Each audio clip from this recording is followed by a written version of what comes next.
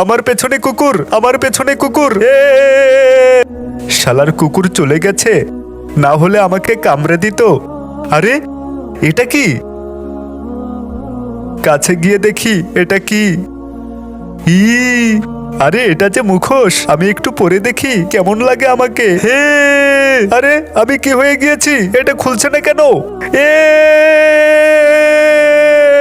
আমাকে ছেড়ে দাও, আমার ভুল হয়ে গেছে, আমাকে ছেড়ে দাও, আমাকে ছেড়ে দাও। তুই আমার শরীরে ঢুকে গিয়েছিস, তুই এখন আমার বন্ধু।